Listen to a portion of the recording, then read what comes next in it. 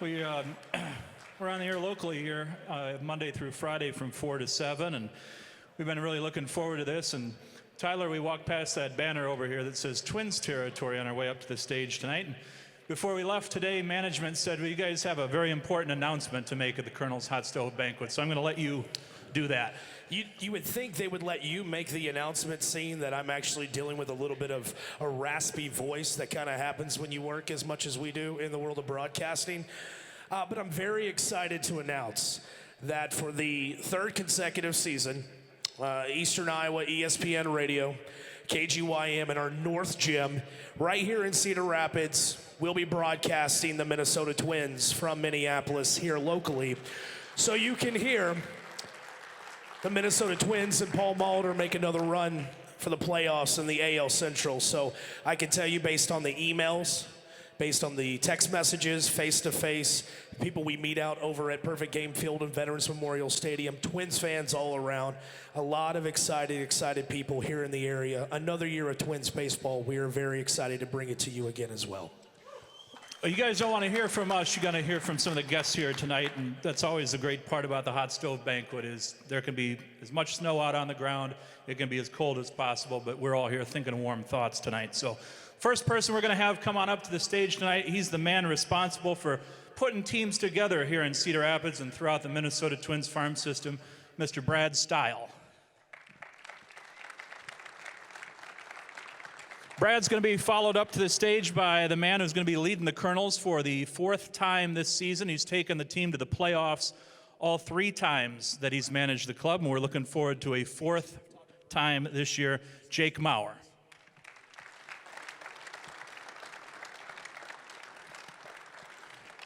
There was an article on minorleaguebaseball.com the other day that named the next guest the preemptive most valuable player among rookies in the American League Central. He's looking forward to hopefully making his major league debut with the Minnesota Twins. He was a 2013 Midwest League All-Star. Jose Berrios is here with us tonight. And he's got a very special guest on the way to the stage with him. Abby Pumroy is going to be with him tonight. A lot of you know Abby. She's been a terrific host parent for the Spanish-speaking members of the Kernels throughout the years when they were affiliated with the Angels and the Twins. And I have a feeling someday Abby might be going into the Hall of Fame. That's just a prediction on my part. But she's here to help Jose out in case he needs it. And then also joining us here on the stage tonight is one of our Hall of Fame inductees.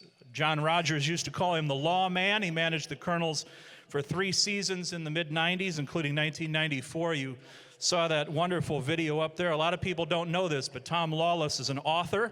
He's the author of one of the greatest bat flips in baseball history when he hit that home run off Frank Viola. We had him on the show last week. We said, are you nervous talking to so many Minnesota Twins fans because you hit that homer off the Twins logos? They're just going to have to deal with it. Tom Lawless.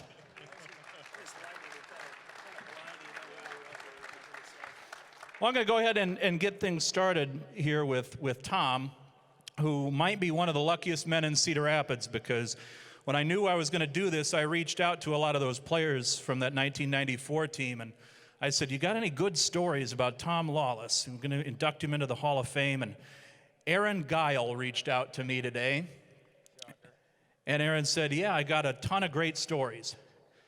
And then he didn't get back to me with any of those great stories, so he doesn't have... That might be a good story, too. Tom also managed the Peoria Chiefs in the Midwest League when he was in the Cardinals organization. Had an opportunity to manage a young man by the name of Albert Pujols when he was here in the Midwest League. And I thought it'd be fun for you to share your memories of Albert that season, because he tore the cover off the ball. The next year he went to spring training, and he's the starting third baseman for the Cardinals, and we all know where his career's gone from there. So what was it like to manage Albert Pujols when he was here in the Midwest League? That was easy. All you had to do was put his name in the lineup.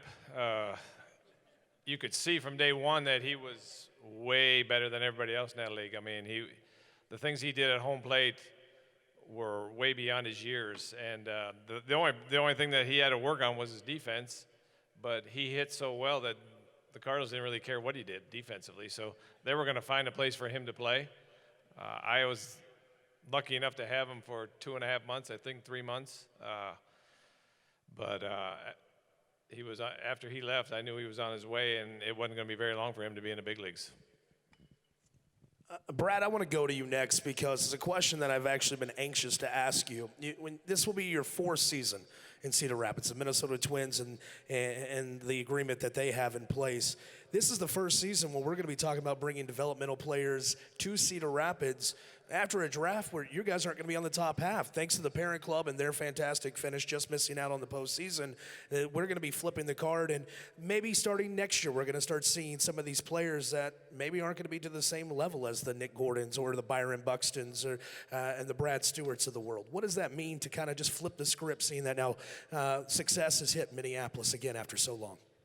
Well, I think it's a really good thing for us. It's something where we don't want to be drafting in the top 5 every year, and I think we've taken advantage of that when that's been our situation the last 4 or 5 years. But I think our scouting staff and our minor league staff, we're looking forward to drafting down a little bit in the draft, and our scouts have done a very good job over the last 10 or 15 years picking down there. We picked in the 20s for I think 8 or 10 straight years, and we ended up selecting guys like Trevor Plouffe and Kyle Gibson. So I think we've done a nice job down there, and we'll continue to do a nice job drafting down there. I misspoke. I meant Cole Stewart. I'm talking to Brad right now. That can get kind of confusing with these lights on you. The gentleman who's sitting to your right, though, Jake Maurer, what went into the decision of naming him the manager for a 4th consecutive season? Well, Jake's done an outstanding job here, and we're really lucky to have the situation we have with him where it's close to home for him, and it's a convenient situation for his family. And with his background and experience, he does a great job teaching these younger kids here their first year of full season ball for a lot of them. And I think especially this last season, he and his staff did an outstanding job of getting that team to the Midwest League Finals. It probably wasn't our most talented team that we've had here, but they did a great job leading that group of guys and getting those guys to play together and to do the fundamentals. Probably the most talented team that Jake's had here in Cedar Rapids would be that 2013 squad when Byron Buxton and Jose were here. Jake, what do you remember about Jose that first year here in Cedar Rapids? Well, it was Jose's first full season, and he came up probably about May, middle, maybe the end of May.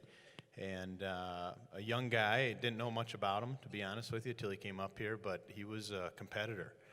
He really competed, cared about his teammates, was a good teammate. He's one of the only pitchers that I've ever had.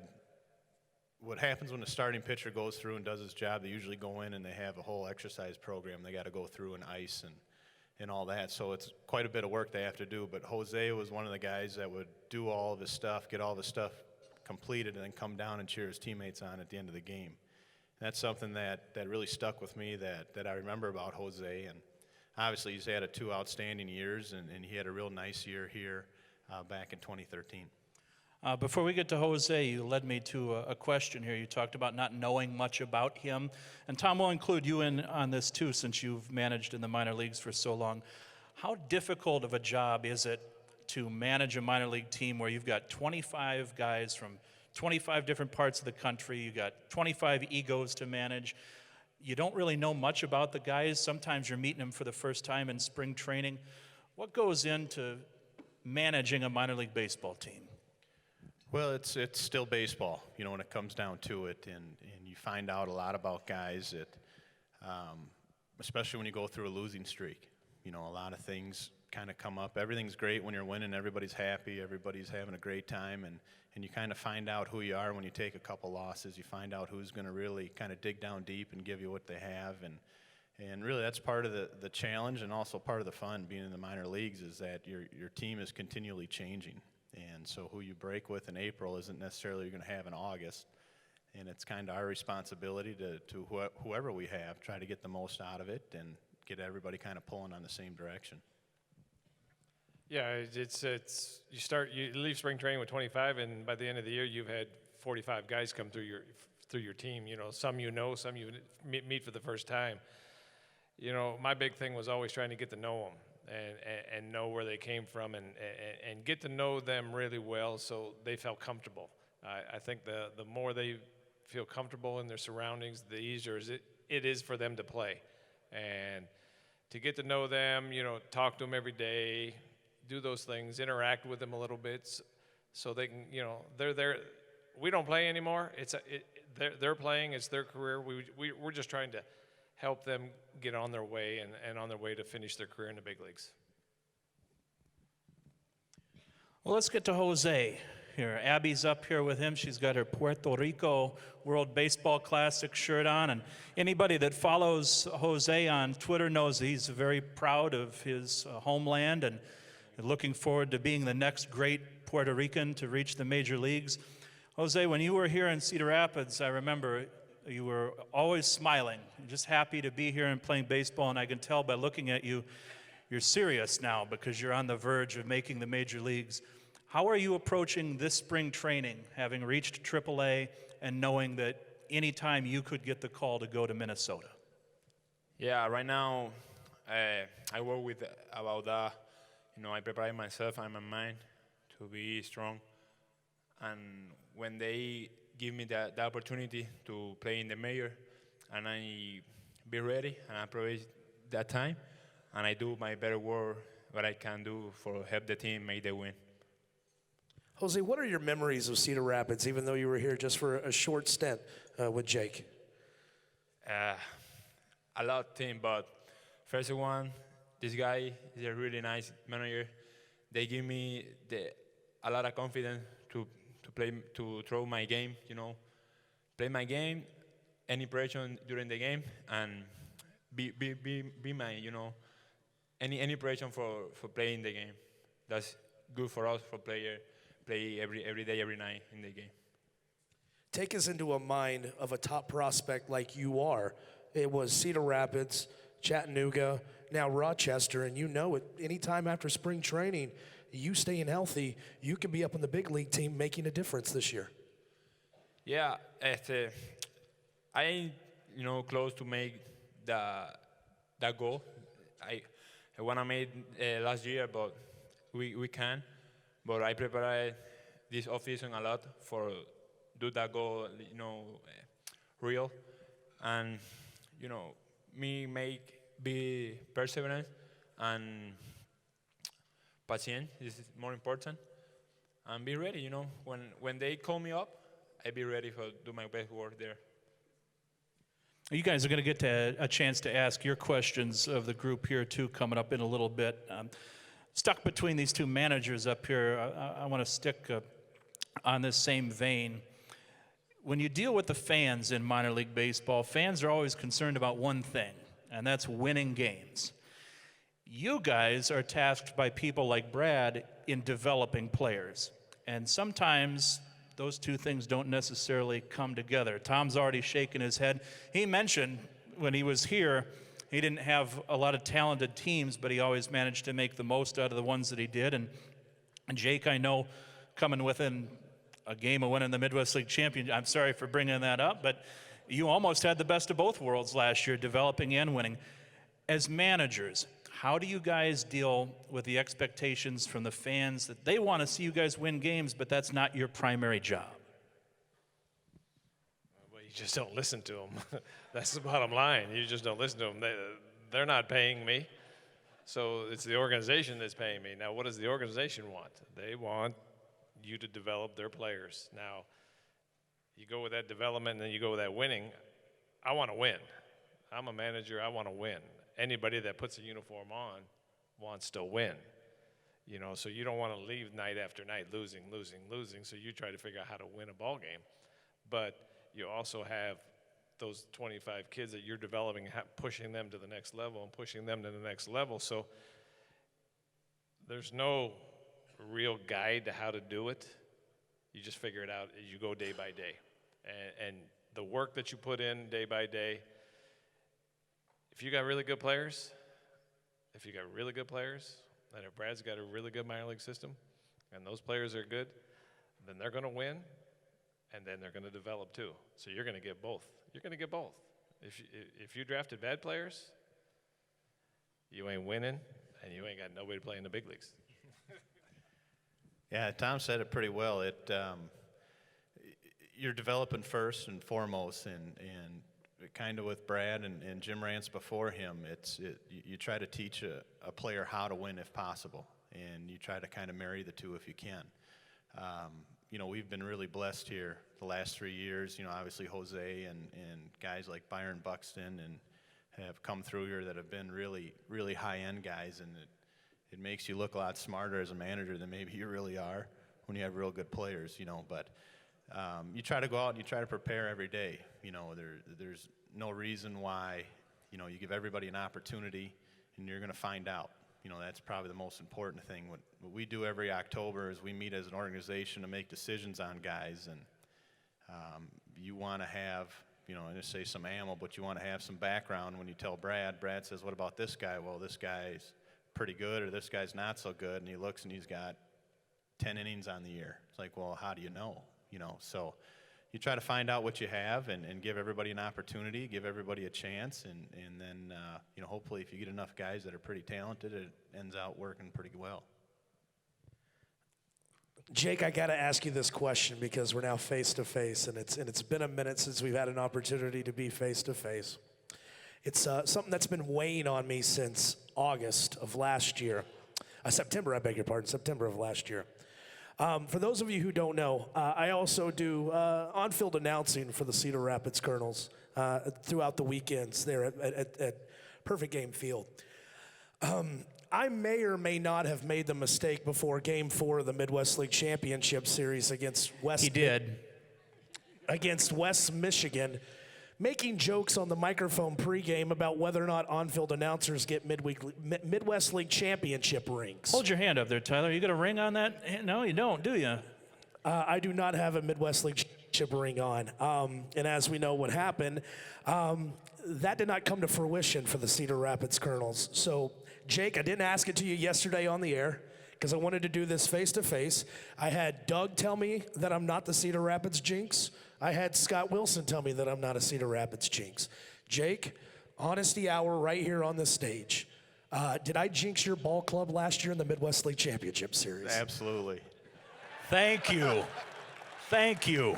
I give Ty a hard time because he does a great job in between innings, emceeing the game, and you know, the past couple of years where we've been in first place, I would say, Ty, please stop saying first place Kernels. It's just giving the other team fuel and ammunition to come at us. This is true. Yeah, so please, just, you know, Kernels, go Kernels, that's great, but please stop saying first place Kernels. I will make you a promise. If they actually do decide to bring me back this year, I will go out there, I'll read the cue cards, and I'll get the hell off the field and let you do your job. That's a promise I'll make to you this year. Jose, 2013 seems like a really long time ago when you were here as a Midwest League All-Star. You've worked your way up through the Twins system. You pitched in Fort Myers. You reached Double-A at Chattanooga this year and finished the season out in Rochester in Triple-A.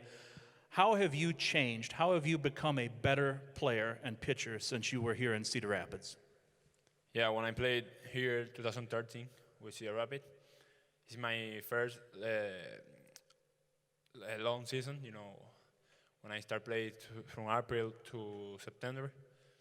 As a young player, I started learning about professional baseball, you know, season. But during my past year, 2014 and last year, 2015, I do a lot of adjustment for be better pitcher in the mound and help my team make the win every start I throw in. And I think that helped me a lot. You know, when you do adjustment in your job, you'll be better every day and beat the against team, against player. You know, you have to beat him when you do adjustment. Growing up in Puerto Rico, who were some of the players that you looked up to that maybe made the major leagues, or who were your favorite players as a kid? When I grew up, my favorite player is Ivan Rodriguez. You know, when I saw him play in the TV, I say I wanna be like him someday. Now I am the pitcher, but I wanna be major league player too. And his son is playing in the Twins organization too. We might learn a little bit more about that from Brad. Somebody, Brad, in the audience is going to ask this. They're going to want a preview of the 2016 Cedar Rapids Kernels. And I know it's very early in the process, but you're probably starting to think about it. You're not going to want to go in depth.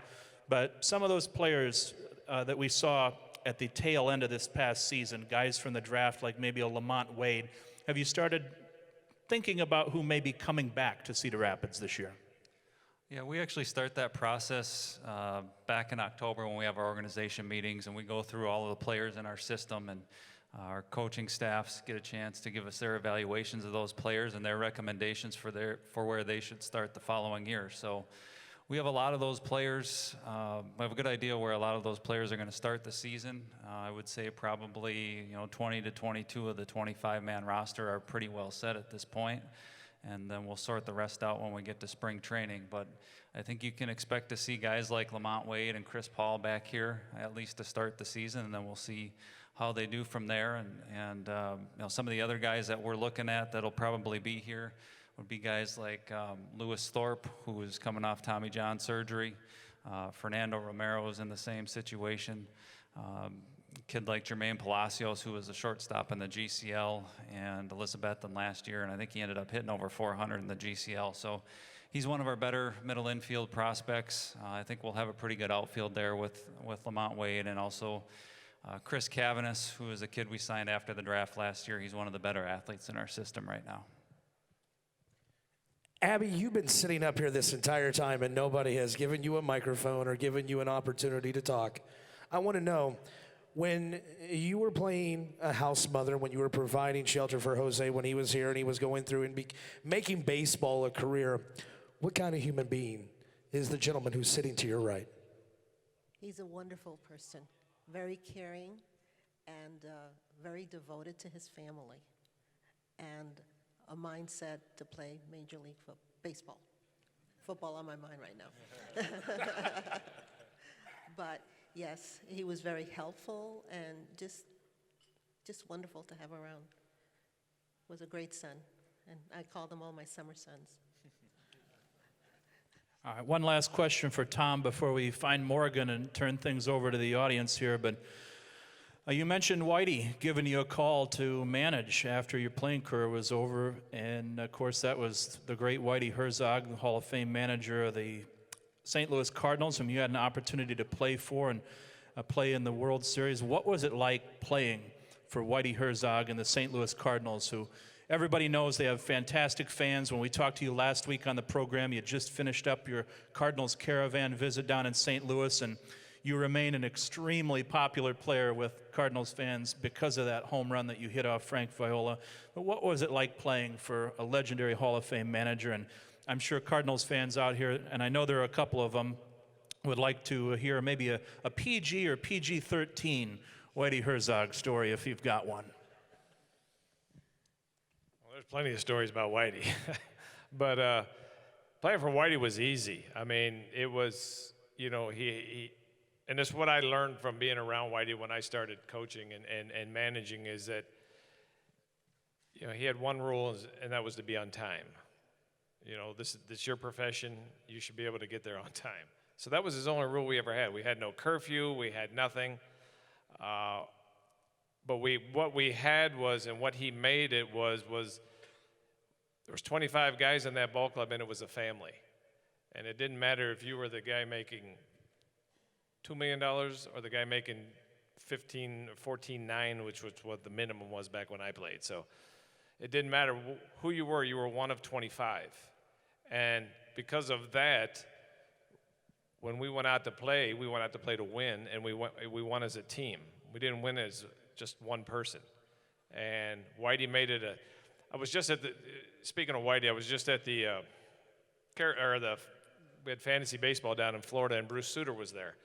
And I had the opportunity to talk with Bruce a while.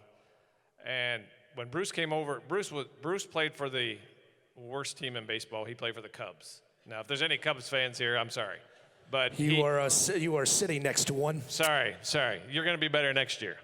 But when Bruce played, they were the worst team, and he admits that they were the worst team, and it was the greatest day in his life when he got traded to St. Louis. It was the greatest day in his life. Now, he ended up throwing the last pitch in the '82 World Series. He struck out a Brewer. But his message when we were talking was that he would get up in the morning because he loved to fish. He was a hunter and fisherman from Atlanta. him and Whitey would get up in the morning, go fishing, drink beer till noon, and go to the ballpark. And Bruce, the first couple of days, you know, when they went out fishing, and Whitey pops open the beer, and Bruce says, "Whitey, we got a game tonight." He goes, "That beer ain't gonna hurt you. You drink all them protein drinks and all that other crap, that's worse for you than this beer." So here he is drinking beer and then saving the games for him at night. But that's how Whitey was. You know, we have been friends since, you know, I didn't think the first 2 years I played for Whitey, probably never even said 4 words to him except for when we were playing cards in the clubhouse. Because when we left spring training, he told you, your job is I'm going to need you in the 7th or 8th inning. You just be ready. And that's what you did. And you were ready for him to call on you in the 7th or 8th inning to pinch run, go pinch hit, go play defense. And you knew that, and that's how you lived. And we had 9 guys that played every day. They played every day because nobody ever got hurt back in the day when I played. We didn't have a DL. So we had those 25 guys, and that's how we went about our business. But Whitey was by far, I played with 4 managers in the big leagues, and he was by far the easiest to play for because all he said was be on time and go play hard. All right, Morgan, I see Morgan in the back of the room here. He's ready if anybody here in the ballroom's got questions. So if you guys want to, we ask questions all day long on the radio program. This is your opportunity to talk to some of these guys. And I was told before we got up here that nothing is off limits. So whatever you guys want to ask, Morgan is back there. Maybe raise your hand, and Morgan will come around with a wireless microphone so we can hear your questions. Yeah, start thinking of your questions now. We'll kind of start over here, off to my right, and then we'll move throughout. But Jake, before, as we let people think of some questions, I had a question for you. In your 3 seasons with the Kernels, it seems like the team has gotten better in the second half. You go back to 2013, and we had Buxton and Dalton Hicks and Adam Brett Walker, but he stayed the whole year. Guys that got promoted in late June, early July, but we had more wins in the second half than we did in the first half. Then you look to last year where we played our best baseball in August and obviously into September in the playoffs. Why do you think that is, that the team improves really down the stretch and at the end of a long season? Well, you hope it's because of the work that they were doing in March, April, and May. You know, you try to set a foundation of things you want to accomplish and things you want to get done. And you know, Tom said that Whitey kind of met with his guys to tell them how they fit on the team, and that's what I try to do in April. Obviously, your team can change, and it has after the first week. But, you know, I think you set, you know, you don't say you set goals, but you set expectations. Now, expectations aren't necessarily to win, but expectations are you got to get better at this if you want to play in the big leagues. And you try to lay all that out in front of the player, and then it's kind of their responsibility to do it. Obviously, we're there to help and to push and motivate and all that stuff. But, you know, last 3 years, like I said, we've been really blessed with guys that have really wanted to work and you know, haven't been afraid to ask questions and really haven't been afraid of their weaknesses. And as we kind of kept going, got better. And when you start to win a little bit, you get a little bit of confidence. And that's kind of what happened last year. We kind of rolled in the playoffs and had a pretty good September. All right, any questions? Right here. Yeah, so pitching's kind of been a strength the last couple of years. What do you see next year as being a potential strength or potential weakness of the team? Either Brad or Jake on that one, I think. Well, I think with some of the guys we have coming back and the depth of the pitching we have in our system, I would think that at least the first half of the season, I would say pitching is going to be the strength of the team again. I do think in the long run we'll probably have a better lineup at the end of the season than we did this past year. We're going to have a lot of competition on the pitching side to make our Fort Myers club, so that's probably going to mean that some of the guys that were here last year who in other years would have pitched their way out of this league might start the season back here. And I think getting guys back, like I mentioned before, Fernando Romero and Lewis Thorpe is really going to help the staff here as well. Next question. Anybody? I know there's a lot of questions out there. Jose, I know you were talking earlier about working out with Edgar Corsino, and a lot of people will be familiar with him because he was here a year ago. what's your relationship with Edgar, and how often do you guys work out together? And because you guys have known each other for a while. Yeah, I met Edgar in 2011, and when I started working with him in Puerto Rico, we work together in the off season right now. This guy is awesome, you know. He good player, he good person too. He got a big hurt. He's got like a brother right now for me. We do a lot of things together. We go to church together, working together, and you know, we do everything together. Hopefully, we can play with him in the major soon. That's what I want to. Perfect. Do you have one? Sure, yeah. I guess for Brad, I'm really curious about how you go through the strategic process of thinking about who you're going to draft, who you're going to bring into the organization.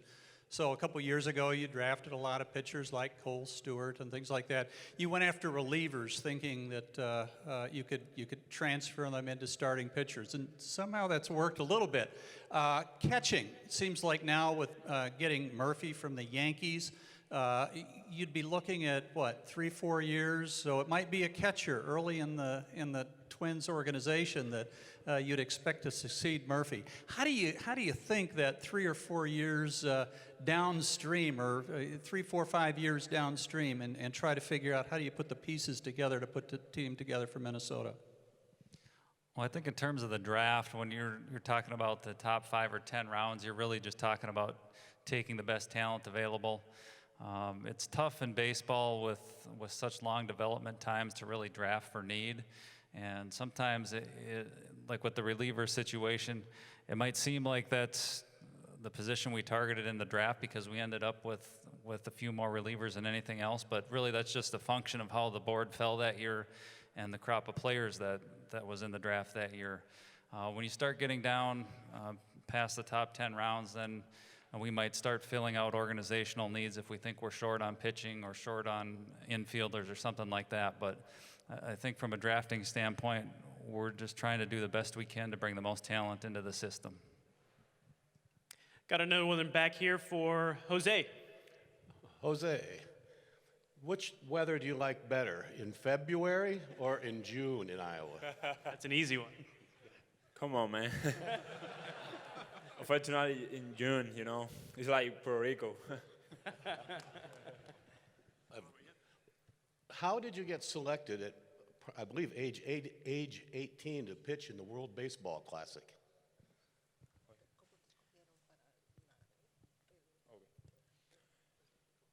I think about my ability when I pitch. You know, in Puerto Rico it's a little, but everybody know every player, and the coaching staff know me, and they see my numbers and watch me pitch in the game, and that's what select me to be part of the team in the WBC 2013.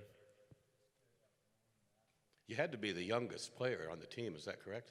Yeah, for the team, yeah, and I think the second around the old WBC teams. Well, congratulations. Thank you, man. Thanks for the question. Got another one over here. Thank you. This is for minor league Brad, I guess. We long timers here. We saw a guy like Trout come through here, and then more recently Buxton within the Twins system. I'm just curious, when you see a superstar like that come through here, often with a big price tag on their head, and we see them for maybe a couple months and then they're gone, just maybe a little of the methodology of how you manage the system from the single A here in Cedar Rapids before you would move them on mid-season here, because that's a lot of excitement for us here while we've got them, certainly. Thank you. Well, I think each player is different, and each player's path to the big leagues is different. And so I spent a lot of time talking to our managers and coaches during the season and try to get a feel for where our players are in their development and what they've been working on and what they need to work on to get to the next level. And so that's a big focus for our coaching staffs when we come out of spring training, is what they need to do with each player to get that player to the next level, and that's a lot of the focus of our coaches. And I know the staff here has done a great job of that. We've moved up a lot of players out of Cedar Rapids the last 3 years in the middle of the season, and credit to the coaching staff again for the job they've done after their best players have left in the middle of the year, and they've kept winning. But guys like Buxton and Trout, they're a lot different than most players, and they can move quicker. And you see a guy like Byron, how quickly he adapts at each level. I think Jose demonstrated that last year when we sent him up from AA. We thought he had pitched well enough to move to AAA, and his first month in AAA was a little shaky. And it only took him, 4 or 5 starts before he settled in as one of the best pitchers in that league. So he made the necessary adjustments, and he learned quickly. And that's really what you're looking for, is to see when those players adapt and make those adjustments. I had a question for Brad, maybe Jake too. But this year we'll have 2 new coaches along with Jake. No Tommy Watkins, who's been here the entire, at least Kernels' career with Jake. Talk a little bit about the 2 coaches, a new hitting coach and a new pitching coach. Sure. JP Martinez will be the pitching coach this year, and Brian Dinkelman will be the hitting coach. Both guys, when I was in AA, AAA, they were starting to kind of start their careers, and they were younger players. And then when they got to AA, kind of AAA level, I was managing in rookie ball. So I didn't get to see too much of them as a player, but I got to be around them some this past year. And both young guys that are very knowledgeable, both real hard workers. Both will be really good in the community too. I think you'll be very impressed with both of these guys. And they're both going to have, pretty good responsibilities here. It'll be both of their first season coaching at a full season club. And I know they've heard a lot of things that we've told them about Cedar Rapids and the community and everything, Midwest League. So they're pretty excited to come up, and I'm excited to work with them. All right. Good evening. My name's Jamie, and my question's for Brad or Jose. Here in Iowa, we're covered in snow when it's cold outside, but down in the Dominican and in Puerto Rico, Venezuela, and Mexico, the winter leagues are just wrapping up. I just wondered how the organization views those organizations, that baseball that is happening in the wintertime, as part of player development. Yeah, like how important are those winter leagues? Dominican, Venezuela, yeah, exactly. So maybe Brad first. How's that important for the organization? Well, I think it's another avenue for players to work on their game and improve, and the competitive environment in those countries can be different than what it is in the minor leagues. There's a lot on the line for those clubs down there. It's more about winning than it is about development. And for American players, there are certain times when we ask those guys to go to winter ball and work on their game, and they're not going to go every season, but as they get more experience into their career, then they can go to Venezuela or Dominican or Puerto Rico and face a higher level of competition. I think Jose can probably speak to the meaning of winter baseball in Puerto Rico. I know it's very popular down there, and we have several of our players still playing in that league this year. Yeah, in Puerto Rico, we got a couple players from Minnesota Twins. They play right now in the final for the Winter League in Puerto Rico. That league helped a lot for the player if they have worked on something in the hitting, on the fielding, or pitching in the throwing. That league got something special for every player, but I never played before. Hopefully play one time in my career, but that is good for every player played there. Puerto Rico, Dominican, Venezuela, and Mexico. They play, hot baseball. I'll add to that. winter ball and is tough when it comes to pitchers, especially starting pitchers, because one of the things that we worry about is the workload that is put on young arms, especially a guy like Jose, who's still only 21 years old. And so when he's throwing 120, 140, 150 innings in the States, that's why he hasn't pitched winter ball in Puerto Rico to this point in his career, is because we're trying to limit the workload and keep him healthy. All right, Ralph, do you have one? I do. I have an opinion that I'd like to share with this audience about the coach, Jake Maurer. Not a surprise to him because I shared with him earlier. There might be a reason why he and his coaching staff have better success in the second half of the season. It might be coaching. And the second thing, as I told him, what an excellent mentor he is to these young men. And the truth is, they're going to be better men in their lives from here on in because they played under Jake and his philosophy. Well said. Anybody else with a Ralph, question? I'll give you that $100 after when we're done. Thank you. Another question? Anybody? Where'd that come from? There. Got a couple. While you're heading over there, I got a question for Tom. He said something earlier when he was talking about playing with the Cardinals that really wanted me to follow up by asking you, Tom, why do you feel during your playing day compared to now 2015, the difference in injuries? It seems like the disabled list is just littered with players, whether it's 15 or 60 day. What do you think the difference is between injuries when you played to injuries today? Money. There's a lot more money now, so you're not going to play. You're not going to play if you got a little ding on your elbow or a ding on your knee. Back then, there wasn't a whole lot of money, and you didn't want to lose your job. So you didn't want to go on the DL because they're going to call somebody else up to take your job. So now the DL is so proficient that we fire guys on the DL all the time now because agents got involved and say, if you play when you're hurt and your numbers are down, you're not going to get paid at the end of the year. So go on the DL for 15 days, get it healed up, and come on back. Another question over here. What do you want to accomplish at Redeemer, accomplish Bradley, and who are a team you feel who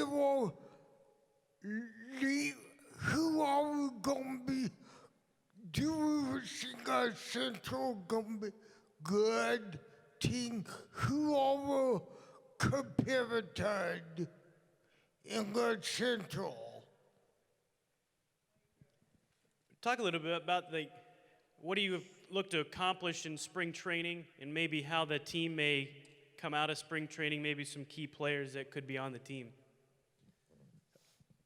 Spring training now is, and Brad kind of alluded to it, there's a lot of guys that come in and spring training is not used anymore to get into shape. You better be in shape because you won't have a job, it kind of boils down to. So we have a few things where you can tell a guy that's been working and a guy that hasn't been working, they stick out like a sore thumb, so that's pretty easy to see.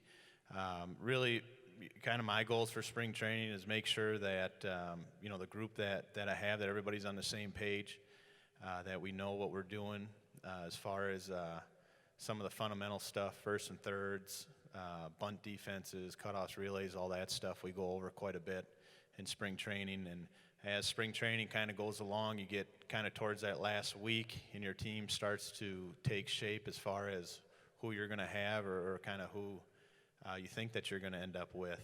Then you start doing some kind of more team things, and you kind of tailor that around to what you think your guys are going to do best. So this year for me will be an interesting year. Most of the guys that'll be in my group I haven't seen play yet.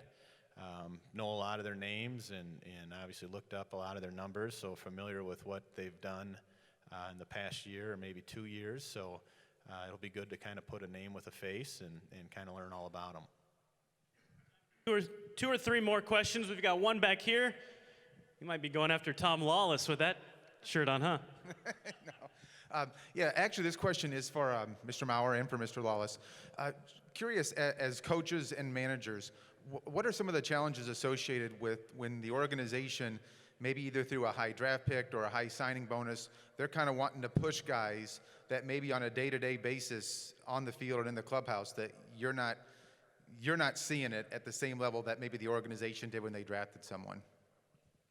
Well, I think the best way is just to be honest. You know, when Brad asks you a question, you know, expect me to kind of sugarcoat anything, and he'll, if you want to have kind of a reputation of being a good evaluator, and I think that's part of being a good coach is being a good evaluator. And you know, when Brad or Terry Ryan or anybody asks you about a player, you want to tell them what you think, and then you want to tell them why.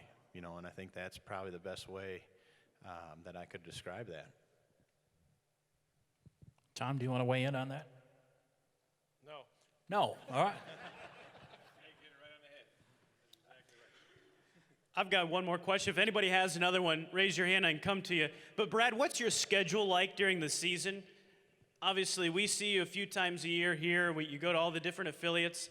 When are you in Minnesota? Or are you in Minnesota? Just kind of explain that whole schedule for you. Well, yeah, it starts with spring training. I'll head down at the end of February and be down in Fort Myers for 6 or 7 weeks, and then come back to Minnesota, try and catch our opening series at home. And then from there, I'll start seeing our affiliates, and I usually try to visit each of the affiliates twice during the year for 6 or 7 games each time. And then in between that, I'm trying to catch our games up in Minnesota at home and keep an eye on the big league club. And then once we get to the fall, be some time down in Fort Myers for instructional league, and after that we have organization meetings, and then we get into December and we have our winter meetings. Great. Last question. Tom, question for you. Two-part question.